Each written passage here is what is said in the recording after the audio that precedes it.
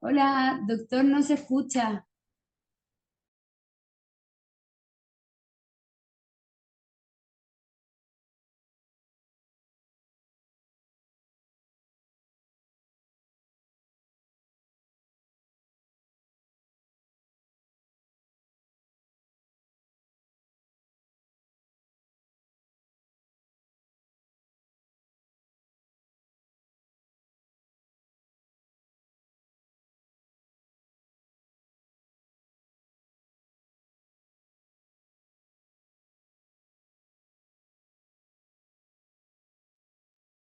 Aló, aló. Aló, aló, aló.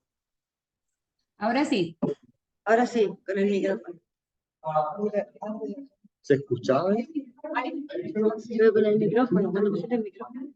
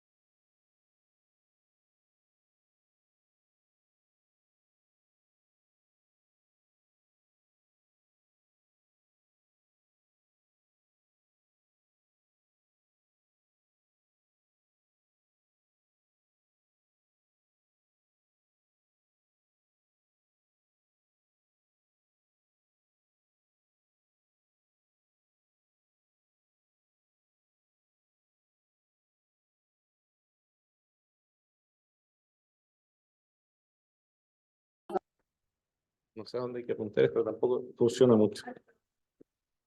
¿Sí?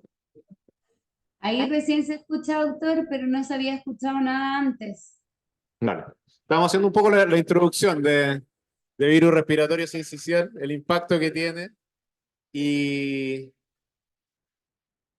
bueno, y que en términos de mortalidad tiene un rol importante, la segunda causa de muerte en el planeta en los menores de un año y a nivel de consulta ambulatoria, consulta en el servicio de urgencia, principalmente vean ustedes los menores de 6 meses, es la población en donde más impacto tiene. Entonces, clínicamente, el problema está en los niños más pequeños, principalmente menores de 6 meses. Ya teníamos de hace 20 años, no es nuevo el tener monoclonales contra virus respiratorio sincicial y que tengan un impacto alto y que hayan sido extraordinariamente buenos. Palivizumab era uno de ellos.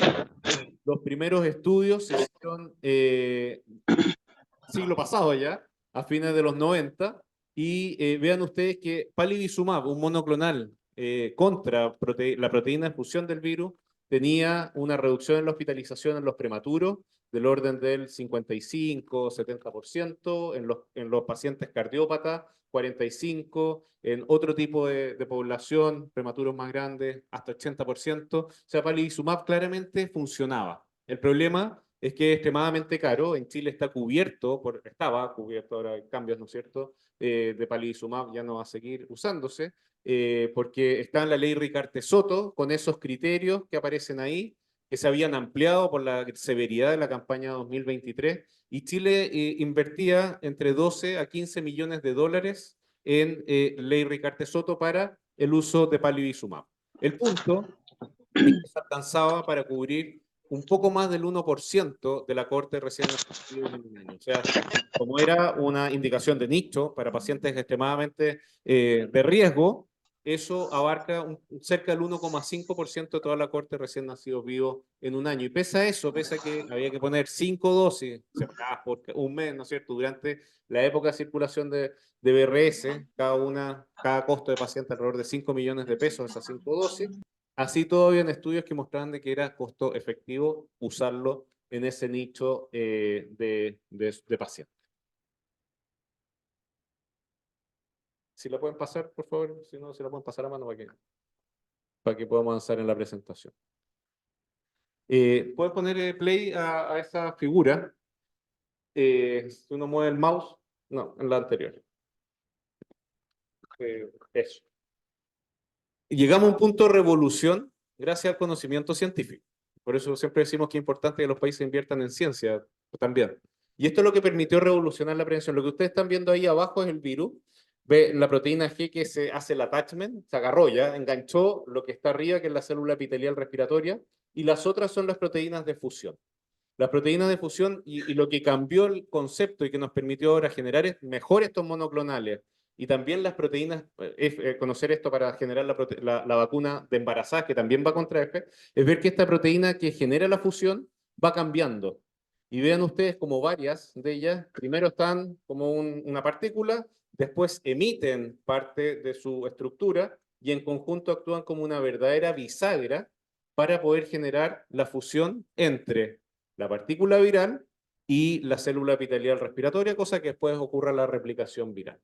¿Por qué es tan importante esto? Porque esto que se ve y se entiende, se puede entender para generar mejores anticuerpos monoclonales, o en el caso de la vacuna que se está usando en embarazada, para ver cuál es el mejor epítope para generar anticuerpos que vayan justamente a neutralizar este episodio que es crítico y temprano en el proceso de la replicación viral. Y así se había visto que palivizumab, aquí se ve, ¿no es cierto?, el sitio de la proteína F, ven en su estado prefusión, cuando está sin estirarse, ni después sin cerrarse, expone sitios que tienen que ver en donde actúa el monoclonal, puede tener poca pila, que es palivizumab, y existen otros sitios que no son los mismos si es que esa proteína está en su estado prefusión o posfusión. Ustedes entenderán que cuando se cierra deja de exponer ciertos epítopes, entonces tienen que ver justamente con sitios en los cuales además ciertos sitios, como es el sitio 0, que es donde actúa nirsevimab, y se asocian a que haya una neutralización mucho más potente. Ustedes pueden ver aquí sitio 0, que es donde actúa nirsevimab, es de lo más potente. Sitio 2, donde está palivizumab en amarillo, es menos potente, pero funciona muy bien. Entonces, entender esto permitió que nosotros pudiéramos, nosotros digamos la ciencia, no nosotros mismos, generar anticuerpos monoclonales que ahora son mucho más, 50 o 100 veces más potentes que palivizumab, como es nirsevimab, y que tiene lógica por qué se produce. Y la vacuna materna, también, que no vamos a hablar en esta presentación, la vacuna materna también genera anticuerpos contra la proteína en su estado prefusión. O sea, ese fue el descubrimiento claro. Si seguimos avanzando, entonces llegamos a la generación de nirsevimab, un anticuerpo monoclonal específico y que tiene, y voy a presentar muy resumidamente cuál es la evidencia, toda ella publicada, que nos lleva en el fondo a justificar su uso. El primer estudio de fase 2B abarcó a prematuros sanos desde las 29 semanas a las 35 semanas de edad gestacional. Es un estudio que fue doble ciego en 1.400 prematuros, en donde se randomizaron o se aleatorizaron 2-1 los que recibían o no recibían nirsevimab. No tenían indicación por alguna razón de recibir palivizumab, si no hubiera habido algún tipo de conflicto ahí ético. Y lo que se midió en estos 1.400 niños fue ver dos outcomes o dos resultados principales. Ver qué es lo que pasaba con las infecciones respiratorias agudas bajas que necesitaban atención médica. Y segundo, qué pasaba con la hospitalización por BRS. ¿Ya? O sea, ira baja atendida médicamente producida por BRS y hospitalización por una ira baja debida a virus respiratorio sincicial. Y en un periodo de tiempo que abarcaba hasta los 150 días. O sea, el niño se inmunizaba y se veía en los próximos 150 días qué es lo que pasaba con estos dos variables de resultado.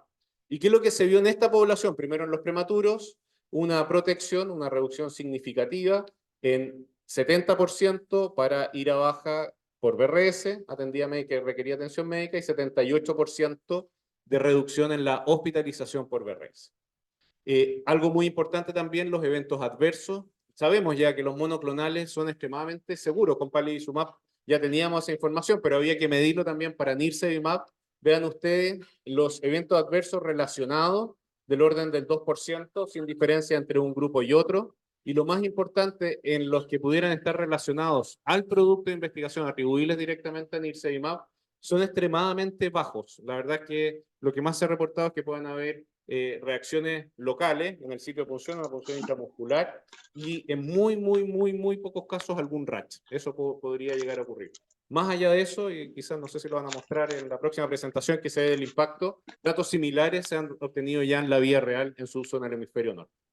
Después se siguió avanzando un segundo estudio, ahora ya con prematuros tardíos y a término, avanzando en las edades gestacionales, nuevamente estudios de un diseño similar, ahora en 3.000 lactantes, y si vamos a ver los resultados, se ve que hay una protección, una disminución en la ira baja por BRS atendida médicamente y por la hospitalización de ira baja causada por BRS en ambos de un 76%. O sea, bastante consistente el valor respecto a la protección. Ya vamos a ver qué es lo que pasa en la vida real, que además es muy interesante, porque esto ya se ocupó y se utilizó en vida real. El hemisferio norte solo va a mostrar Carlos.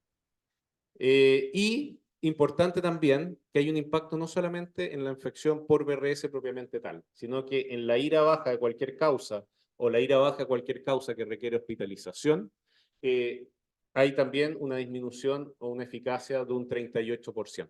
¿Ya? Y eso puede tener, no vamos a alcanzar a hablar en esta presentación, pero tiene que ver con la relación virus-bacteria, microbioma, viroma, que obviamente el actuar sobre un virus puede tener impacto también en otro, como pasa con la asociación entre BRS y neumococo, por ejemplo.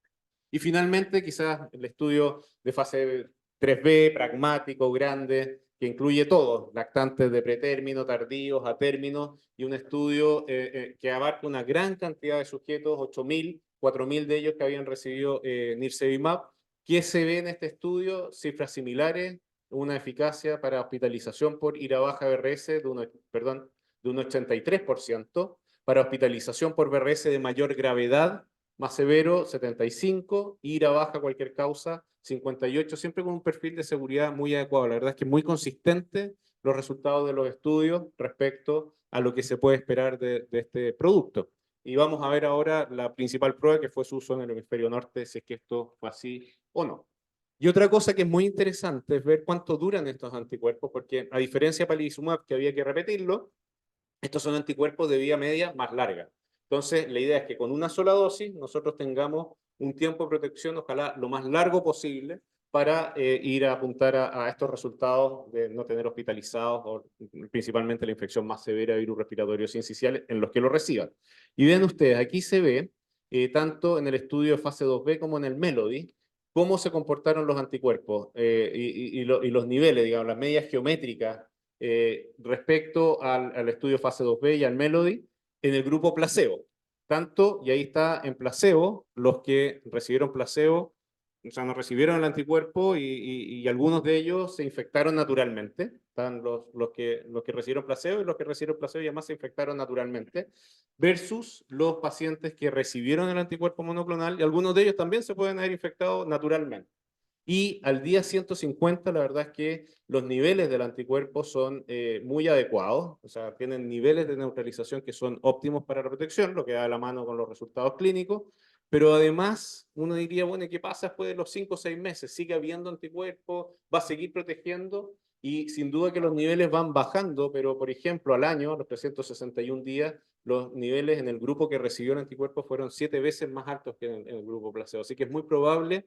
Yo creo que sí. Lo más probable es que esto no sea por los primeros 5 o 6 meses, sino que probablemente esa protección sea mayor. Obviamente que eso ya se está midiendo y se podrá ir viendo. Entonces, pasamos de un uso de palivizumab muy de nicho, con una dosis que había que repetir 5 veces en muy pocos niños, a nirsevimab, en que con una dosis empezamos a plantear entonces el uso de manera universal.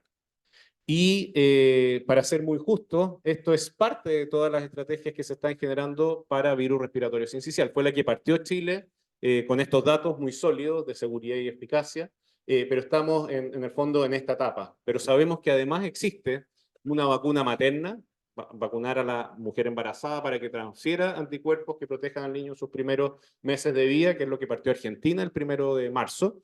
No sé si nos van a contar algo de eso o no, pero también es muy interesante.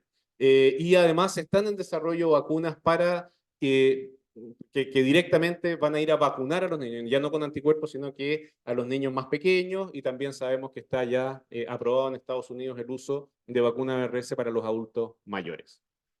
Así, el grupo americano de recomendación en vacunas, ya en septiembre y agosto había recomendado ambas estrategias, tanto la vacunación materna, entre las 32 y 36 semanas, una dosis, o nirsevimab en todos los niños menores de 8 meses y en los que tengan 8 o 19 meses con factores de riesgo, en una sola dosis.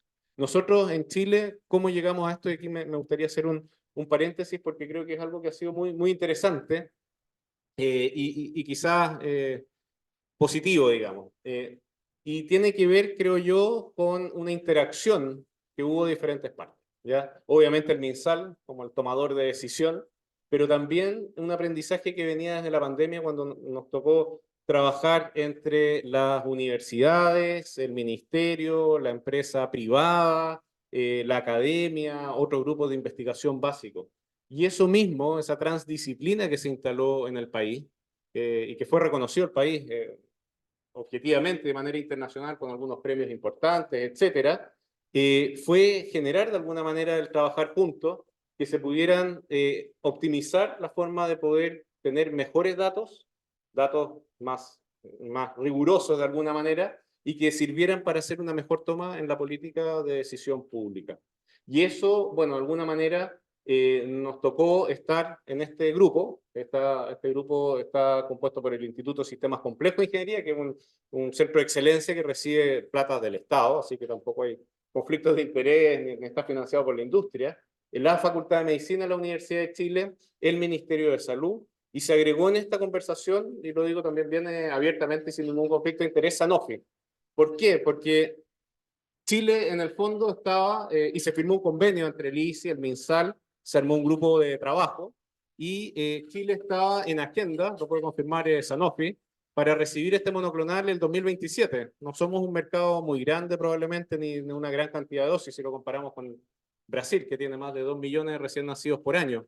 Pero la posibilidad de poder tener esta asociación y que Chile fuera capaz de tener datos, de medir su impacto, el antes, el durante y el después de una estrategia, yo creo que sin duda ayudó, fue uno de los elementos, no el único, pero que ayudó para poder convencer al proveedor al menos de que nos pusieran un poco antes en vista en Chile, al ministerio de que pudiera conocer los datos y de que finalmente tomáramos una estrategia que creo que es de un impacto en política pública en salud que va a ser extraordinariamente positivo. Y eso, bueno, fue de la mano de trabajar y generar efectivamente datos. Esto es uno de los informes porque se han hecho estudios de costo-efectividad, de carga de enfermedad, bueno, se va a hacer el estudio de impacto, se van a hacer modelamientos, se han hecho modelamientos para ver cómo esto se comporta no solo en la región metropolitana, sino que en la región. Así que hay harto trabajo por detrás de eso para poder convencer a nuestra autoridad con elementos y con datos en conjunto. Este fue uno de ellos y se los quería comentar. Hecho por el ICI y la Facultad de Medicina, y que fue presentado al Ministerio como parte de las conversaciones para implementarlo. Y básicamente lo que se hizo acá era ver con datos nacionales reales, y aquí fue muy importante, el Ministerio puso a disposición datos, puso datos reales. Eso es importante porque cuando uno dice la hospitalización podría cambiar de X a Y, eso va con root y nombre, digamos, son casos que realmente ocurrieron en nuestro país. Y se hizo el contrafactual de decir, ¿qué hubiera pasado el 2019, 21, 22 y 23? Obviamente 20 y 21 quedan excluidos, pues no hubo circulación de virus. Si es que lo que pasó en real y lo que hubiera pasado si es que se hubiera usado nirsevimab en términos de utilización de camas básicas, intermedio y UTI, en términos de ingresos hospitalarios por BRS, consultas de urgencia, y si es que esto además era o no era costo-beneficio. Esos eran los desafíos, digamos, a investigar, pero con la data real nacional. Y ahí fue interesante porque primero hubo que hacer una serie de ajustes para tener una estimación real de cuál es el impacto de BRS. Claro, si nosotros no voy a entrar en detalle, pero no alcanzo por tiempo, pero si ustedes ven aquí diagnósticos asociables de BRS, si nosotros tomáramos del DEIS o de los códigos CIE-10 de todos los hospitales de Chile y dijéramos cuántos niños tienen neumonía por BRS, sin duda que ese es un caso que se confirmó. Pero si uno hiciera eso, estaría subestimando la cantidad de BRS, estaría viendo solamente los hospitalizados. Por otro lado, si uno tomara todas las bronquiolitis, estaría probablemente, o todas las infecciones respiratorias, durante el invierno estaría sobreestimando al BRS. Entonces había que llegar, pero objetivamente, a un análisis que variara la circulación de BRS, que es la vigilancia que hace el Instituto de Salud Pública, que está aquí en color verde. Y lo que más se acercó a esto, lamentablemente no funciona el puntero, es la línea azul, ¿ya? Y eso tomó una serie de diagnósticos, los que realmente eran hospitalizaciones por BRS, los que decían bronquiolitis hospitalizada, y una serie de diagnósticos que finalmente se parean. Eso se hacen ciegos, se hacen modelos matemáticos, entonces uno puede, y es importante porque puede parear lo que está circulando semana a semana epidemiológica con los diagnósticos reales en el país para decir esto es lo que realmente debiéramos monitorizar y es lo que más hacer.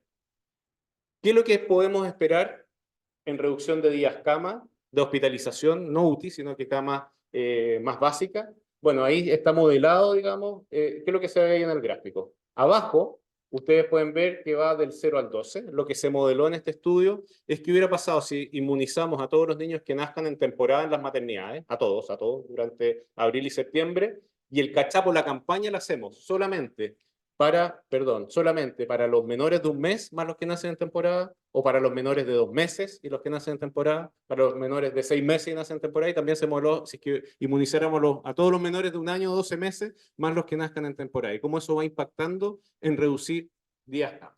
Y lo que vemos acá es que la estrategia que finalmente optó el país, menores de 6 meses más los que nazcan en temporada, ustedes pueden ver, y ahí es lo que hubiera pasado en reducción para cada uno de los años. Si vamos al año 2023, uno espera 27.465 días cama menos.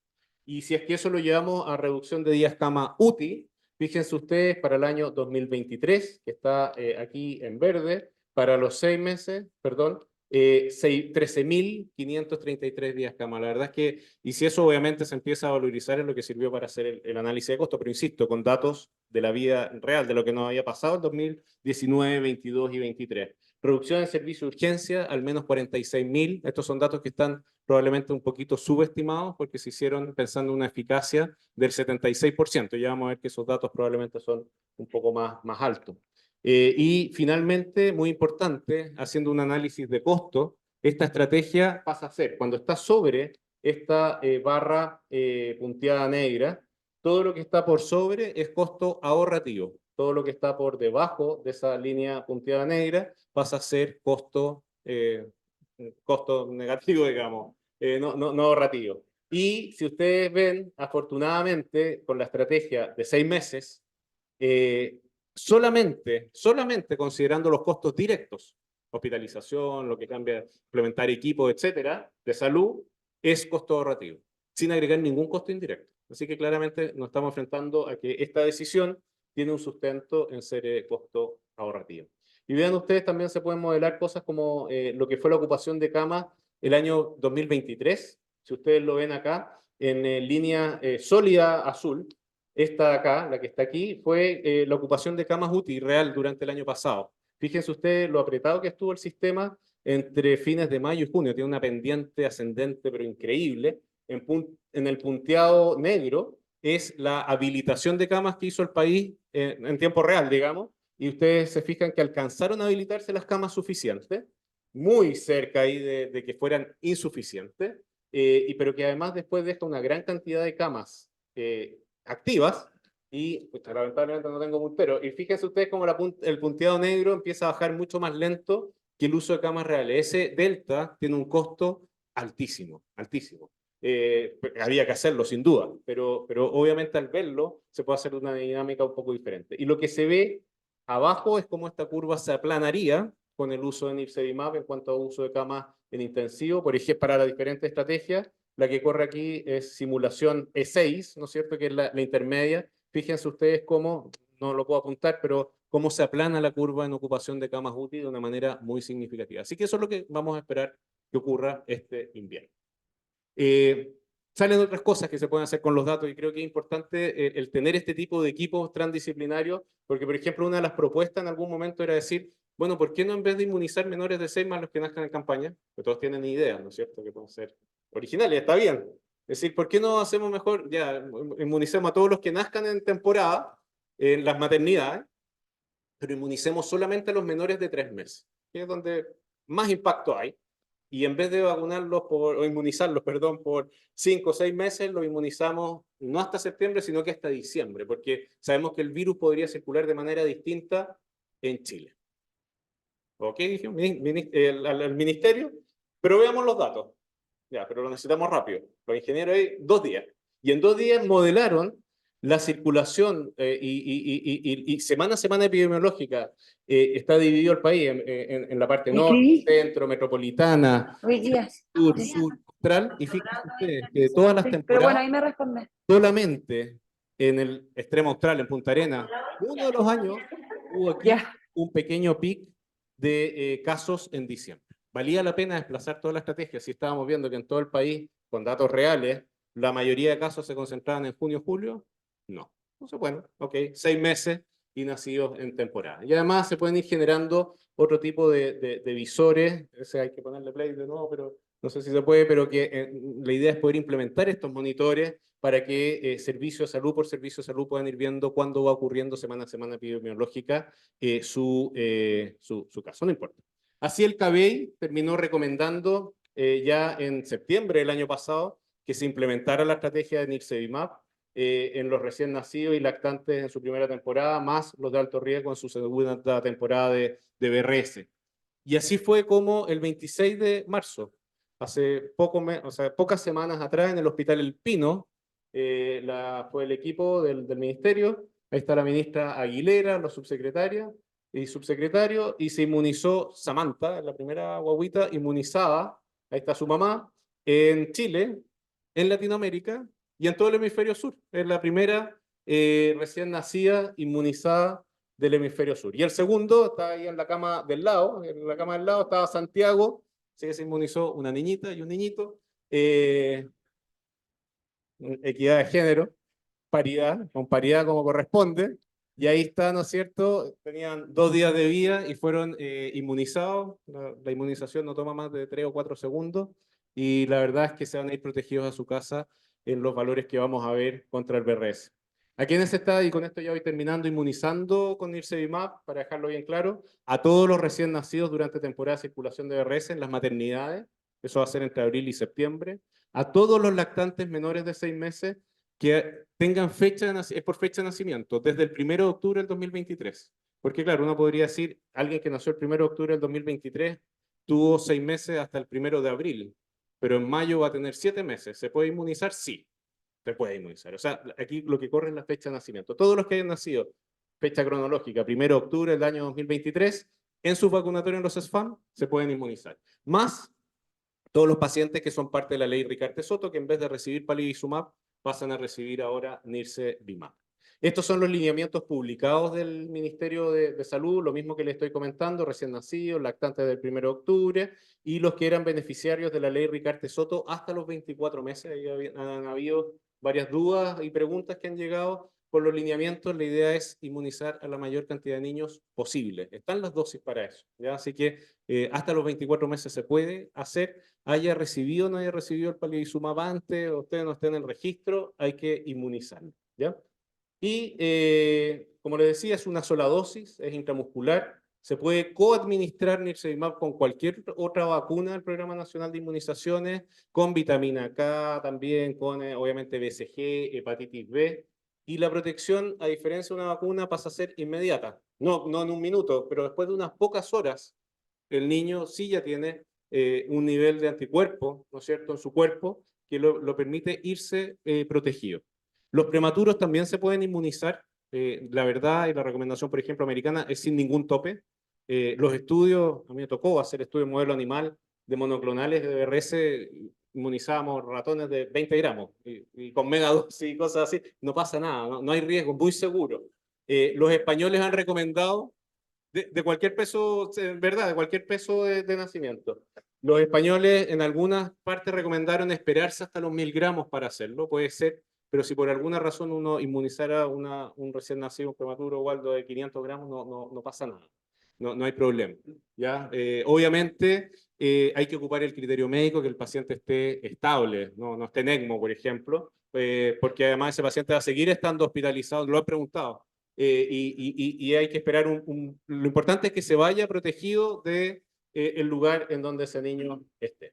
Y como les digo, extremadamente seguro, se usan 3 tipos de dosis. En los menores de 5 kilos se ocupan, vienen en jeringas individuales, unidosis, y que son distintas, con diferentes colores, quizás Carlos lo puede explicar mejor. Menores de 5 kilos, 50 miligramos, mayores de 5 kilos, 100 miligramos, y en los niños más grandes, en general sobre los 8 meses, 2 dosis de 100 miligramos en sitios de inyección distintos. Con esto termino prácticamente y quiero, ahí está un cuadro que hicimos comparando el anticuerpo monoclonal nirsevimab con la otra estrategia que yo les conté que también va a estar disponible probablemente prontamente en el país, ya se está usando en Argentina desde el 1 de marzo como política nacional, que es vacunar a la mujer embarazada. Y aquí, bueno, los temas principales.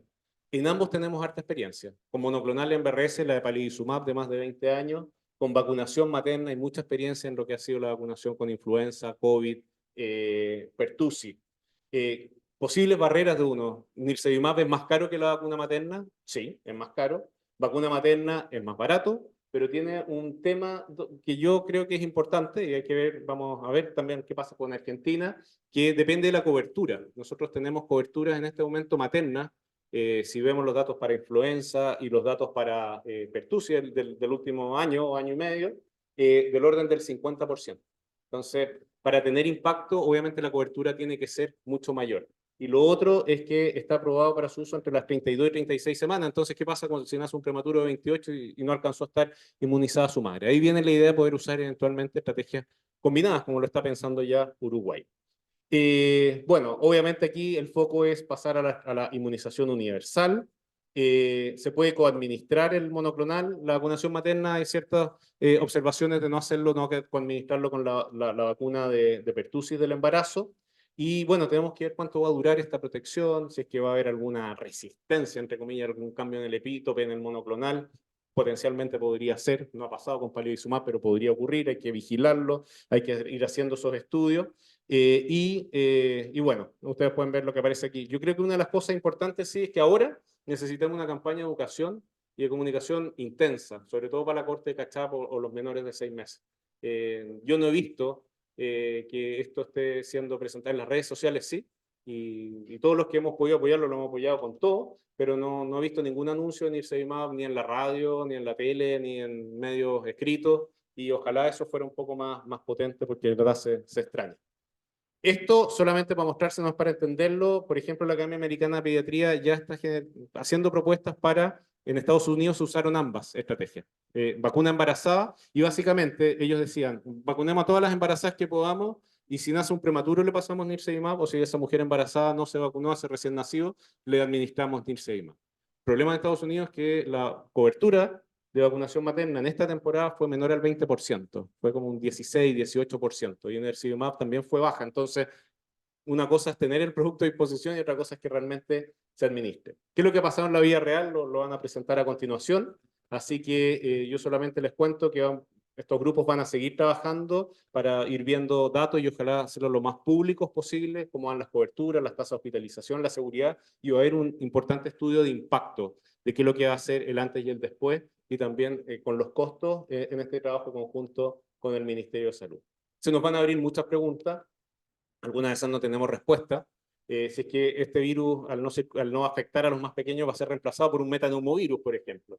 No lo sabemos, ¿ya? No lo sabemos, habrá que medirlo. Los datos preliminares estarían mostrando que no, porque han salido algunas experiencias de seguimiento de los países que ya usaron IRSE las segundas temporadas y pareciera ser que no, o que se desplace la infección a edades mayores. Bueno, la hospitalización sin duda, porque si bajan las hospitalizaciones los más pequeñitos va a haber un promedio en edades mayores, pero con menos severidad. Los mayores no tienen tanta severidad como los menores de 6 meses cuando se hospitalizan por BRS. Interacción virus-bacteria, aquí hay muy interesante, no vamos a entrar en detalle, lo que puede ser, qué es lo que hace el VRS con neumococo, por ejemplo. Después de la pandemia no veíamos mucho neumococo, y el neumococo lo empezamos a ver cuando volvieron a circular los virus respiratorios, empezaron a haber casos de neumococo. Hay una asociación ahí de algunos virus con ciertas bacterias respiratorias que es interesante.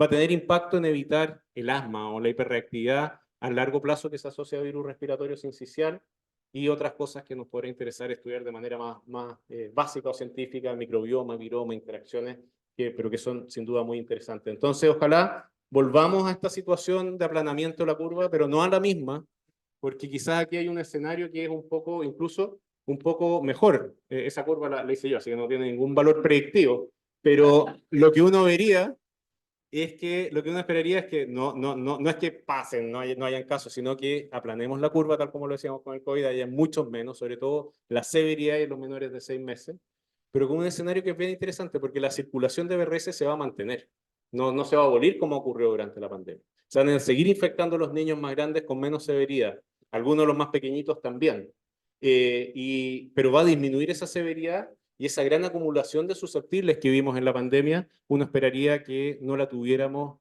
por estas razones que estoy mencionando. Entonces, disponemos de nuevas herramientas, son efectivas, sobre todo para la infección severa, se va a mantener esta circulación viral, y lo que uno espera bien objetivamente es que no vamos a tener una campaña de invierno como la conocíamos antes. Yo creo que si tenemos buenas coberturas, eso es así, ¿ya? No es que no vamos a tener ningún niño hospitalizado ni nada, pero vamos a tener muchísimo menos casos. Va a ser un antes y un después.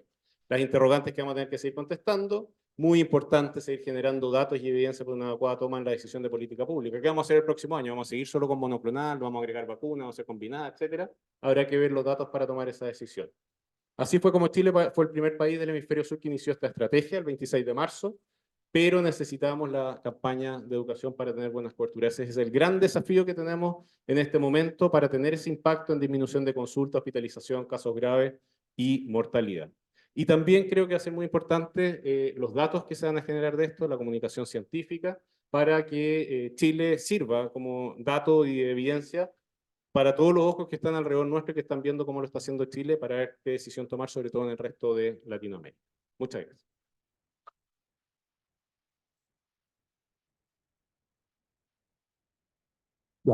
Para la gente que está conectada y no está viendo la imagen, en la segunda parte de la presentación, el doctor Carlos Porley, que viene del laboratorio Sanofi, nos va a hablar sobre el impacto que ya ha tenido esta vacuna en otras partes del mundo. Muchas gracias. A ver, acá estoy bien quedándome la presentación. El micrófono. Bueno, primero presentarme. Yo soy Carlos Porley, yo soy médico, trabajo en el área médica de Sanofi Cono Sur. Sanofi trabaja a nivel de Cono Sur en Chile, Argentina, Paraguay y Uruguay. Primero agradecerles al hospital por la posibilidad de compartir estos datos, al doctor por la presentación, y ahí, parándome en lo último que mencionaba el doctor, cuál es el objetivo de esta presentación, de compartir con ustedes. Primero, las recomendaciones, pero sobre todo el impacto de la inmunización universal con Ilcimab en aquellos lugares en los cuales ya se ha implementado para la toma de decisiones. Como el doctor Torres recién mencionaba, y confirmar, Chile estaba en agenda a nivel de Cono Sur para recién 2027, y una serie de motivos en los cuales está la capacidad de generación de datos, la innovación del Plan Nacional de Inmunizaciones, nos hizo pensar en su momento que era una posibilidad, y el contacto con la comunidad científica y demás. Y esto, hoy, la verdad, estamos muy contentos de poder llevar adelante Chile como punta de lanza para los demás países. Así que ahí, como recién el doctor Torres mencionaba, perdón, esto es a modo de introductorio. Estos son los datos, todos los datos de eficacia de los ensayos clínicos randomizados. Como bien mencionaba el doctor, la eficacia en distintos endpoints fue muy robusta y consistente en distintos aspectos. Y esto es un ensayo clínico pragmático, estos ensayos clínicos que intentan simular la vida real para tratar de que la toma de decisiones sea parecida a después la población que que uno después está evaluando, porque a veces los ensayos clínicos son muy controlados y después esto no se traduce en la población que uno ve en su ámbito. Y la corroboración de la información de los ensayos clínicos randomizados en este ensayo clínico Harmony que comentaba el doctor, donde se confirmaba el perfil de eficacia y de seguridad. De ahí, esto llevó a las distintas aprobaciones regulatorias a nivel global. La primera fue en octubre del año 2022, la aprobación regulatoria en la Agencia Europea de Medicamentos, posteriormente en el Reino Unido, en Canadá, después en Estados Unidos, y finalmente en diciembre del año 2023 en Chile. ¿Cuál es la aprobación regulatoria? Y ahí hace una distinción en cuál es la aprobación regulatoria y después lo que se decide en la implementación. La aprobación regulatoria es la prevención de la enfermedad de las vías respiratorias inferiores por BRS en neonatos y bebés nacidos durante la primera temporada de BRS o entrando a ella, y en niños de mayor riesgo en su segunda temporada. Luego de las aprobaciones regulatorias vinieron las recomendaciones de las distintas sociedades científicas y de los comités asesores de los distintos países. Y ahí remarcar, y esto es importante, la importancia que tienen las sociedades científicas, porque en enero del año 2023 la Sociedad Española de Pediatría fue la primera en hacer la recomendación, y después, como vamos a ver, España, el comité asesor de España fue el primero en hacer la recomendación de una inmunización universal, que hoy como vemos, hay muchos países que fueron a esta inmunización universal, pero hace un año y medio, 2 años, no era tan unánime la posibilidad que un anticuerpo monoclonal pueda ser administrado para proteger a todos los chiquitos en su primera temporada. Y ahí la importancia de generar datos. Como mencionaba el doctor Torres, ha sido muy importante la posibilidad de Chile de tener datos de cuál va a ser el impacto y también para continuar con la toma de decisiones. Y acá vemos algunos datos iniciales de lo que fue la implementación en el hemisferio norte. Ahí hay que entender que la temporada de hemisferio norte ha terminado hace 10 días y recién son los primeros datos preliminares y de distintos tipos de estudios. Y ahí podemos ver que en Estados Unidos, y ahora vamos a ver un poquito más en detalle, un estudio de casos y controles, y en España también en Cataluña, y en Murcia, Valencia y Valladolid, estudios de casos y controles tuvieron niveles de eficacia similar, y en Luxemburgo y en España, digamos también en Galicia, son comparativamente con estudios previos, también se ha visto casos de eficacia similar. Lo importante, más allá del número absoluto, es que hay una coherencia en los hallazgos en las distintas regiones. Y ahí mencionar especialmente a España, porque España fue, como fue la Sociedad Europea de Pediatría la primera en recomendarlo, el comité asesor, el NITAC de España, fue el primero en hacer la recomendación para los menores de 6 meses al inicio de la temporada, y aquellos que nazcan durante la temporada y aquellos con comorbilidades en su segunda temporada, es donde se ha generado la mayor cantidad de datos. Y específicamente dentro de España, Galicia. Galicia fue la primera jurisdicción a nivel global en incorporar Nirsevimab como un esquema al esquema de inmunización para prevenir el virus respiratorio sincicial. Y ahí, para entender también, cada comunidad, todas las comunidades autónomas, bueno, el sistema de salud español y federal, decidieron distintas pautas de inmunización, todas muy similares, con quizás algunos iban un mes más en el catch-up o algún mes menos, pero todas muy similares. Pero ahí es importante cómo Galicia, y vamos a ver después cómo es importante para posteriormente la toma de decisiones y las recomendaciones de la sociedad científica. Este es el estudio de seguimiento que hizo Galicia. Lo que ellos hicieron es evaluar la efectividad y obviamente también la seguridad de Nirsevimab en la implementación de Galicia, y ahí tomaron estos 3 grupos. Uno es el grupo, lo que ellos llamaron estacional o nacidos en temporada, que son aquellos que han sido inmunizados desde el inicio de la campaña. Obviamente, en el hemisferio norte la campaña empieza el 25 de septiembre, y estos chiquitos son los que nacieron a partir del 25 de septiembre. Y acá es importante lo que mencionaba el doctor, cuáles fueron las tasas de cobertura. En este grupo, que son los que nacieron en la temporada, la tasa de cobertura fue de casi un 93%. Y fueron 5.638 lactantes inmunizados. El segundo grupo es el grupo de rescate, digamos, rescate, catch-up, distintas denominaciones. Aquellos chiquitos que tienen menos de 6 meses al inicio de la temporada de BRS y son, o recaptación, y son aquellos que nacieron entre el 1 de abril del año 2023 y el 24 de septiembre de ese mismo año, que ya empezaban después posteriormente el grupo estacional. Y ahí la tasa de cobertura fue un poquito menor, pero muy alta. Ahí Galicia lo que hizo fue una campaña muy fuerte de llamado para las inmunizaciones y demás, y logró una cobertura en promedio de un 90%, un 85% en este grupo. Y aquellos chiquitos de riesgo, que son los menores de 24 menores de 2 años con factores de riesgo, una tasa de cobertura casi del 100% eran los que estaban previamente inmunizados con palivizumab, como mencionaba el doctor.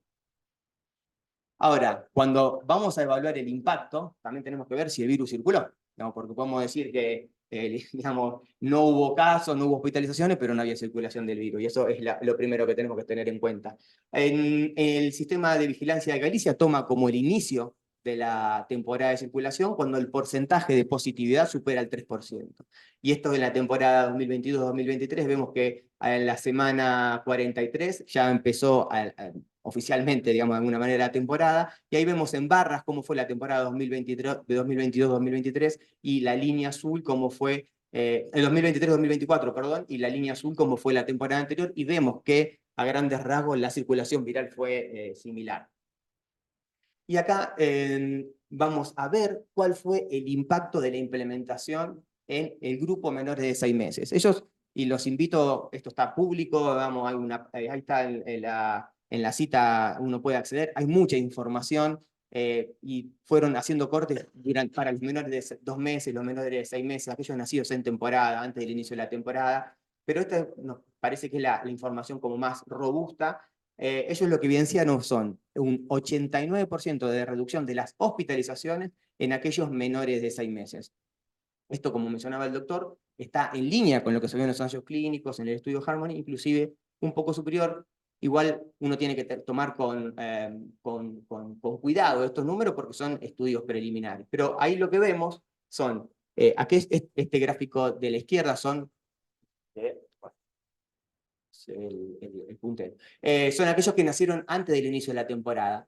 La línea violeta es la temporada 2023, 2022-2023, es decir, la temporada anterior, y vemos las barras de las hospitalizaciones en este grupo etario sensiblemente menores. En el gráfico del medio, ahí ya vemos aquellos que nacieron antes y durante el inicio de la temporada, para ver cómo es el impacto de acuerdo a cada población evaluada, y ahí vemos que también el impacto fue muy significativo en este grupo etario. Ahora, decimos 89% de reducción de las hospitalizaciones, pero también a mí me parece importante traducirlo en números, en cantidad de números absolutos. La mediana de internaciones previas en las temporadas anteriores en Galicia fue de 414, y en esta temporada fueron de 45. Hubo semanas que no había ninguna internación en este grupo etario. Ahora, también es importante ver qué pasa en los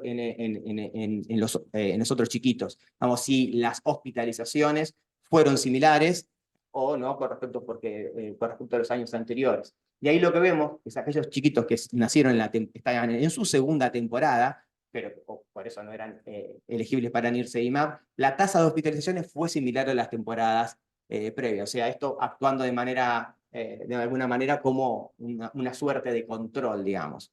Ahí, para mencionar, y esto ha surgido también, es importante entender acá en el eje es cuál es la incidencia de los casos. Acá lo que vemos, no se ve muy bien, pero la incidencia de los casos menores de 6 meses y aquellos nacidos de temporada es muchísimo más alta que los nacidos de 1 a 4 años, y por eso las distintas recomendaciones de los distintos países y política pública se concentran en este grupo que tiene mucho mayor riesgo.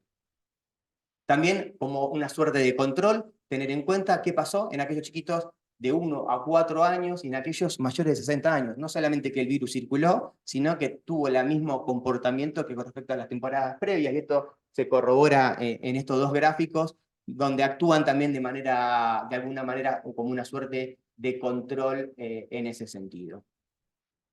Estos son datos de Cataluña. Cataluña también, este estudio de casos y controles. Obviamente también remarcar acá, son estudios preliminares, es un N pequeño. Lo importante nos parece que acá es la coherencia con los distintos tipos de resultados, y ahí vemos que en cuanto al ingreso a unidad de cuidados intensivos hubo una reducción del 90%, en las hospitalizaciones por BRS de un 87%, neumonía viral, es decir, sin diagnóstico etiológico, como mencionaba el doctor, un 60%, y también el impacto a nivel de la emergencia, de la atención ambulatoria y en general por la infección por BRS.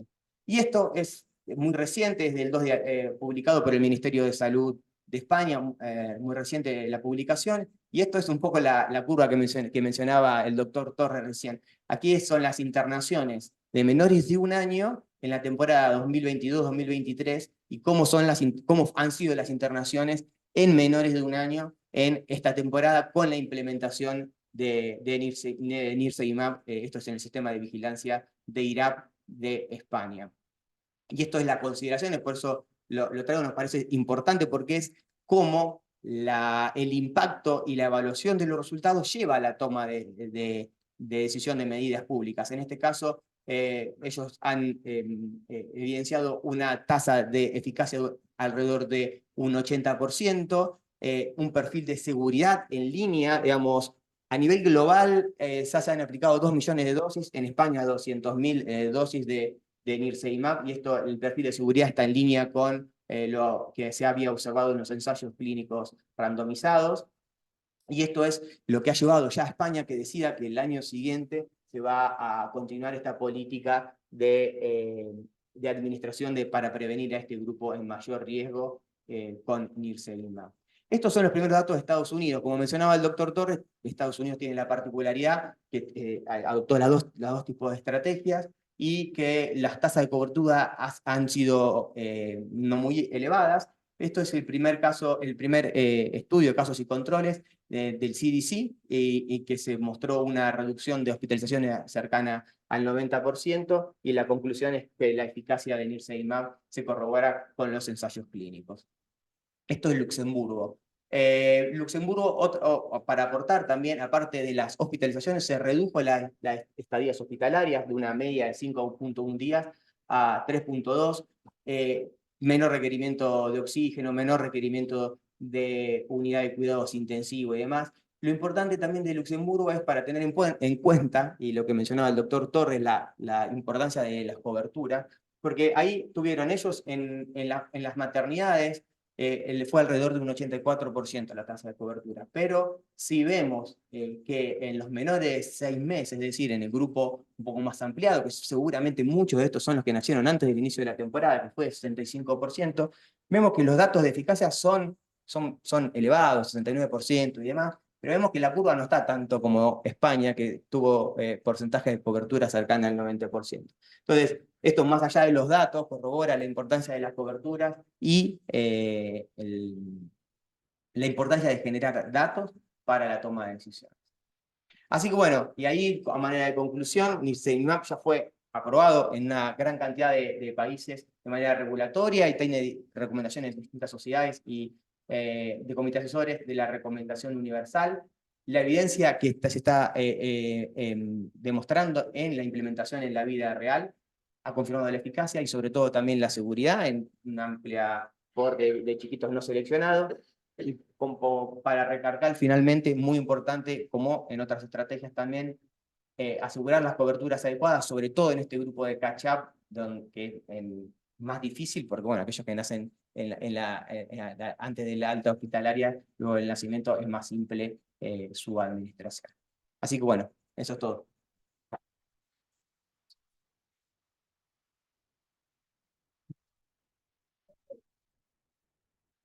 Bueno, solamente agradecerles al doctor Torres y al doctor